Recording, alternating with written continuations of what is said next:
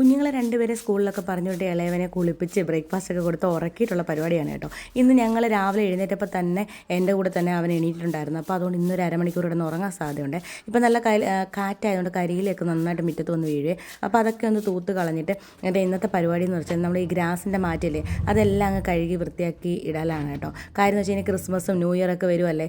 അപ്പോഴേ കുറച്ച് ജോലികൾ പതുക്കെ അങ്ങ് തീർത്ത് വെച്ച് കഴിഞ്ഞാൽ നമുക്ക് അന്നേരം കിടന്ന് വെപ്രളം പിടിക്കേണ്ട കാര്യമില്ല. പിന്നെ ഈ ഗ്രാസിൻ്റെ മാറ്റ് കഴുകാൻ ഇത്തിരി പാടാണ് കേട്ടോ. കാര്യം എന്ന് വെച്ചാൽ മറ്റേ നമ്മുടെ ക്ലോത്തിൻ്റെ മാറ്റാണെങ്കിൽ ഇങ്ങനെ വെള്ളത്തിൽ കുതിർത്ത് വെച്ച് കഴിഞ്ഞാൽ പെട്ടെന്ന് അഴുക്ക് പോകും. ഇതെന്ന് വെച്ചാൽ ഞാൻ ഇങ്ങനെ സോപ്പ് പൊടിയൊക്കെ ഇട്ടിട്ട് കുറേ നേരം വെള്ളത്തിലിട്ടേക്കുവേ.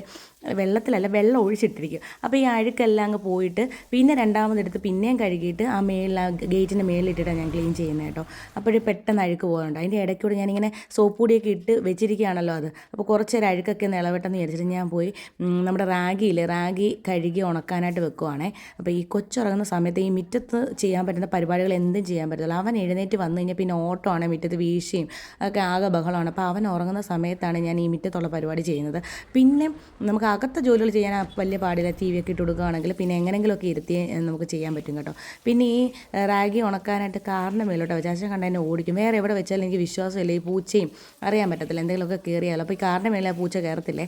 അപ്പോൾ അതിന് മേളിൽ വെച്ചിട്ട് ഈ ചവിട്ടിയൊക്കെ ചവിട്ടി അങ്ങ് കഴുകുകയാണ് കേട്ടോ. ഗ്രാസിൻ്റെ ഈ മരിങ്ങനെ കഴുകുകയാണെങ്കിൽ പെട്ടെന്ന് അഴുക്ക് പോകും. ഇതെല്ലാം ചവിട്ടി കഴുകിയിട്ട് ഈ ഗേറ്റിൻ്റെ എങ്ങോട്ട് ഇടുകയാണെങ്കിൽ അഴുക്ക് പെട്ടെന്ന് പോകും. പിന്നെ ഞാൻ സിറ്റൗട്ടൊക്കെ കഴുകി ഇന്നത്തെ രാവിലത്തെ പരിപാടി ഇതൊക്കെ ഉള്ളായിരുന്നേ.